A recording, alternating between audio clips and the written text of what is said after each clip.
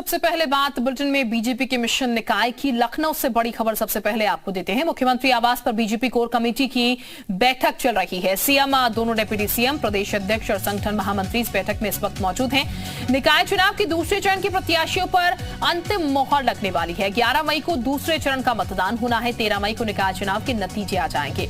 तो दूसरे चरण के मतदान के लिए फिलहाल मोहर लगने वाली है। कौन से प्रत्याशी होंगे जो कि चुनावी मैदान में होंगे, फिलहाल ये मीटिंग चल रही है मुख्यमंत्री आवास पर। बीजेपी कोर कमेटी की बैठक है जो कि फिलहाल जारी है और सीएम, दोनों डिप्टी सीएम, प्रदेश अध्यक्ष, संगठन महामंत्री इस बैठक में इस वक्त मौजूद हैं। और ये अंतिम मोहर जो है दूसरे चरण के प्रत्याशियों के लिए अब लगेगी।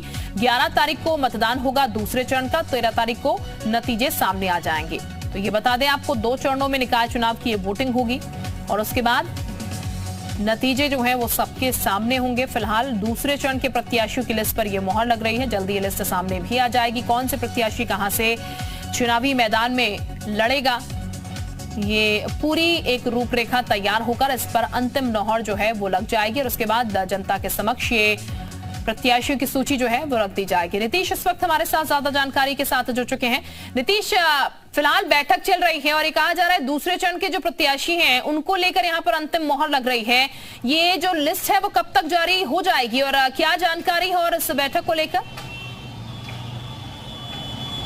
शिल्पा, अभी जो लिस्ट है उसको जारी होने में तो थोड़ा समय है, लेकिन तस्वीरें इस वक्त हम मुख्यमंत्री आवास के बाहर मौजूद हैं वो हम आपको दिखा रहे हैं। आप देखें, यहाँ पर आपको हलचल दिखाई दे रही होगी। सामने जो गाड़ियाँ हैं उन गाड़ियों से जो बीजेपी के प्रदेश अध्यक्ष, संगठन के महामंत्री और इसके साथ 2 डिप्टी सीएम, यूपी के सीएम स्वयं इस बैठक को ले रहे हैं। और ये जो कोर कमेटी की बैठक है, इस बैठक के बाद जो प्रत्याशी हैं यानी दूसरे चरण के जो प्रत्याशी हैं उनके नामों पर अंतिम मोहर लगेगी।